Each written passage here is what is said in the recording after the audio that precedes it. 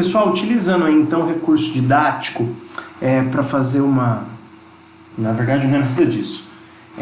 Eu utilizei no vídeo anterior um recurso didático para melhorar a explicação e que é difícil de visualizar, então eu expliquei de um modo que talvez vocês conseguissem entender a ideia, sempre precisa visualizar geometricamente, espacialmente a ideia aí. E eu vi que esse recurso didático, na hora que eu estava explicando, ele não estava só impreciso, mas como ele estava incorreto, tá? Reassistindo a minha própria aula, eu vi que estava incorreto o que eu falei.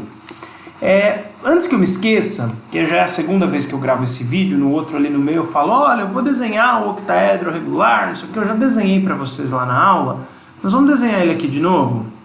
Se for o regular vai ficar difícil aquilo ali, né? Aquele ângulo ali.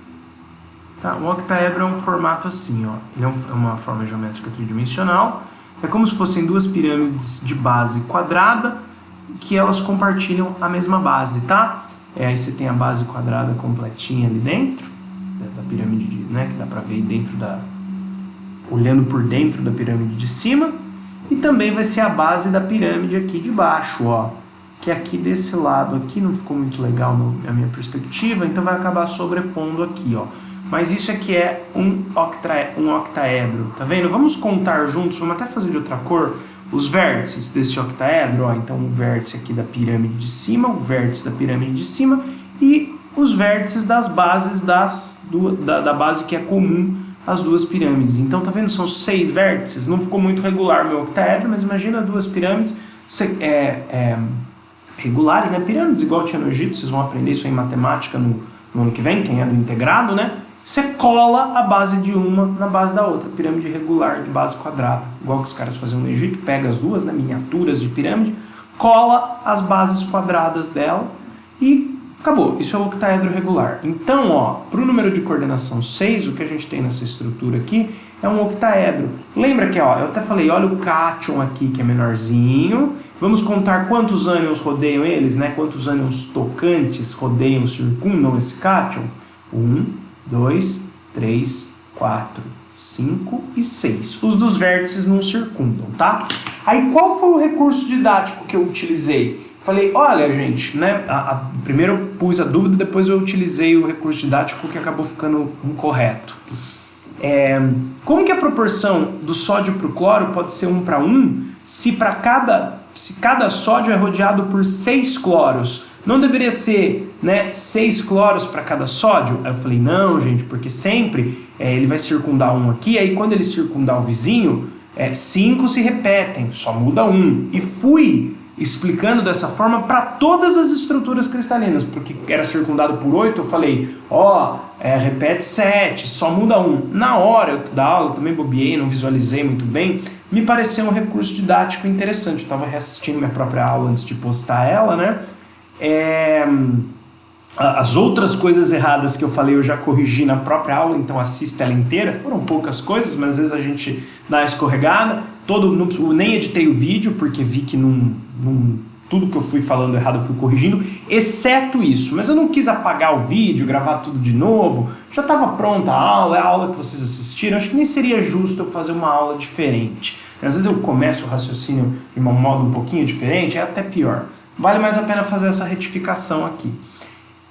Eu falei que, beleza, né? Vamos focar aqui. Falei isso para vários números de coordenação. 8, repete 7, só um é diferente. Aqui é 6, repete 5, só um é diferente. Não é assim, tá? Não é assim. Vamos ver o jeito real agora.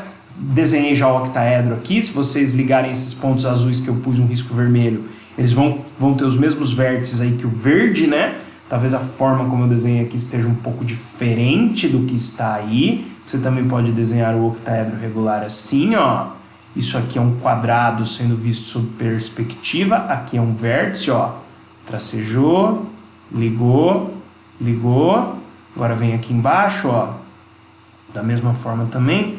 Faz um outro vértice aqui embaixo. Ligou, ligou, ligou. Na verdade ficou uma perspectiva que deixou o desenho mais feio, né? Mas aí ó, você tem um vértice na frente, um do lado, um do outro lado, outro atrás. E isso aqui, ó, isso aqui seria a minha base quadrada aí, através da qual eu colei as duas pirâmides. Aí você tem 1, 2, 3, 4 vértices, ó. 1, 2, 3, 4 vértices e mais um aqui em cima e um aqui embaixo, um aqui em cima e um aqui embaixo, tá? Só aí, ficou feio o desenho, mas enfim, para vocês visualizarem as posições desses átomos aí. Vamos tentar imaginar uma situação, vou apagar essa rabisqueira, uma situação um pouco mais realista, que vocês consigam compreender aqui. Não estou muito preocupado também em caprichar no desenho, porque a aula não é de geometria espacial, a figura já está bem feitinha aqui, é mais uma analogia, né? Se a aula fosse de geometria espacial, eu perderia um tempo, usaria o software próprio de desenho, não estaria aqui no PowerPoint, faria algumas coisas com régua, enfim. Não vem ao caso agora, né? O que acontece aqui? Na verdade, não é que a cada 6, no vizinho dos 6 que circundam repetem 5, só muda 1, por isso que a proporção é 1 para 1. Não é bem assim. Tanto que se você olhar, você vai ver que não é isso. Por exemplo, ó, olha esse cara aqui. Ele vai ter que ser circundado por 6, por todas as regras lá que a gente discutiu. Se você não viu o vídeo anterior, veja. Então aqui você vê no desenho 1, 2, 3, 4. Só que a estrutura cristalina continua. Isso tá só desenhado aqui a menor unidade de repetição dela. Então se são 6, falta 1 que estaria desenhado aqui e falta 1 que estaria desenhado aqui. Tá vendo? Ó? Agora você tem 6 tocando. Ó. 1, 2, 3, 4, 5, 6. Beleza? Tá. Se você olhar o vizinho dele, por exemplo esse aqui, que vamos aproveitar o vizinho que já está no desenho, quantos repetiram? Repetiu 5 ânions tocando e só mudou 1? Não, só repetiu 2. Esse e esse. Mas da mesma forma também aqui você enxerga, ó, 1, 2, 3, 4 e teria que desenhar aqui, ó, 5 e o sexto estaria para fora do plano da tela do computador, né? Não vou desenhar aqui, senão ele vai ficar em cima da figura, vai ficar confuso. Então o que acontece? Como que é mantida essa proporção 1 para 1? A ideia é a seguinte, conforme você vai repetindo aí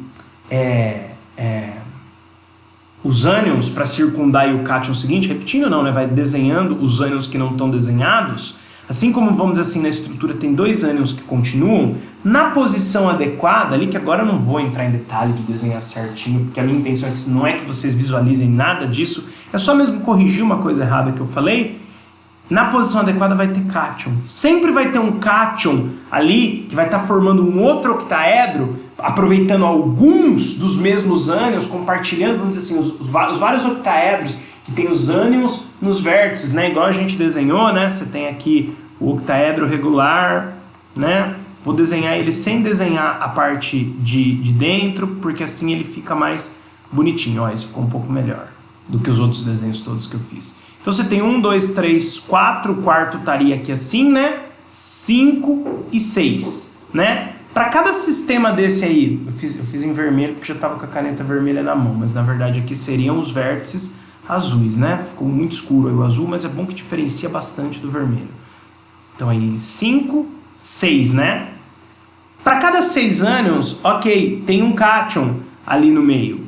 Aí no vizinho ali vai ter um outro cátion que vai compartilhar 2 ânions. Mas aí vai ter mais 2 que são compartilhados pelo seguinte, que vai ter outro cátion. Então quer dizer, você sempre vai ter um número aqui de cátions em volta nas posições adequadas, que vão utilizar alguns desses ânions circundados e mais outros, de modo a ir formando sempre um octaedro, tá? Sempre cada cátion vai estar dentro de um octaedro, mas assim como você vai repetindo os ânions para formar os octaedros, vão aparecendo os cátions ali num número que fique 1 para 1.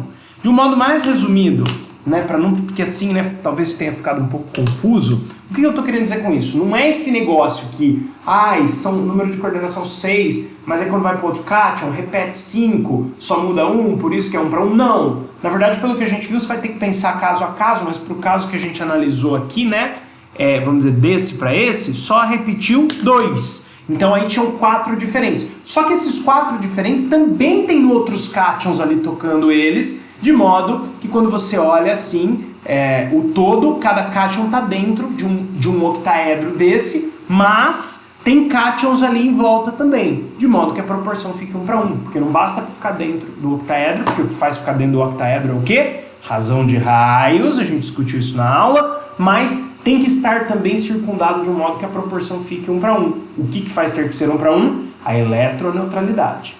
tá? Só corrigindo aí então. Então não é que a cada 6 você vai repetir 5, só tem um novo. Não! Você vai ter aí 6 ânions em volta do cátion, mas você também vai ter outros cátions aí em volta do ânion, que vão estar circundados por outros ânions, repetindo alguns, não 5. A principal intuito da correção é que não é 5 que vai repetir, no caso aqui é 2, mas os outros 4 que vão estar ali tocando aqui, ele também tem mais cátions em volta, de modo que fique 1 para 1, tá? Espero que esteja feita aí a correção.